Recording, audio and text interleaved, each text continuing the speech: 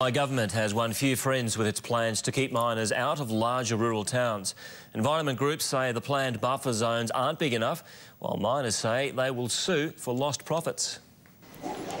A happy snap for the cameras, but behind the forced grins, plenty of confusion about Premier Bligh's latest move on the mining industry.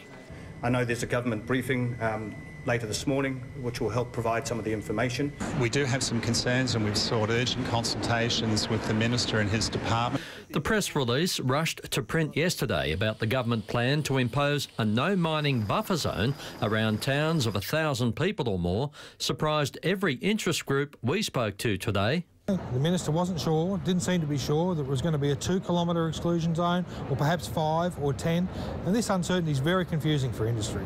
And we'd really like to understand the facts behind that before we make any further comment. Rural lobby group AgForce says the buffer plan discriminates against people living outside the larger towns. You know, you have a buffer for one set of people and you don't have a buffer for others. Even those who'll benefit from the plan are shooting holes in it. Very close to Ipswich, there will be coal mines still active within that buffer zone. It's still going to mean a lot of other communities are going to be strongly affected. Not a 2K buffer zone. A 2K buffer zone does nothing. Anna Bligh says mining companies lining up to sue the government for lost profits are wasting their time. No, I don't have any concerns in relation to that. We'll be legislating to put that beyond any doubt. That's a challenge mining groups say they'll certainly take on. And if the government won't offer them compensation, then they'll be left with no other option but to litigate. Tim Collins, 10 News. The boom in mining has also sparked a war for workers. Big companies are targeting 6 types of workers that they desperately need to make the move to the mines. Arrow Energy is on target to create the state's 4th major LNP plant off Gladstone, signing off on the design contract for the multi-million-dollar project.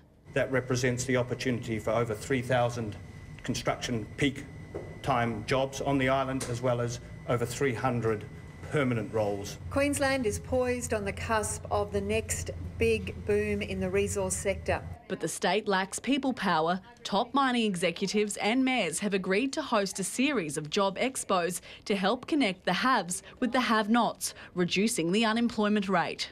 6.9% is a very big concern. I mean, unemployment at any time is a concern. The most in-demand workers include truck drivers, drillers, plant operators, diesel fitters, electricians and instrumentation technicians. Glazier Chris Gilbert doesn't fit those categories, but is willing to learn. Despite his experience, he's been out of work for nearly a year. There's just nothing, no. And the jobs you do ring, there's 500 other people ringing up for them. It's not just the unemployed, even people with jobs are facing an uncertain future, particularly construction workers on the Gold Coast, with many major projects winding up and very little in the pipeline. On the other hand, the state's mining sector's tipped to generate around 60,000 jobs over the next 5 years. We're also a global industry. If you get your qualifications, the world can become your oyster. On the Gold Coast, Jessica Ross, 10 News.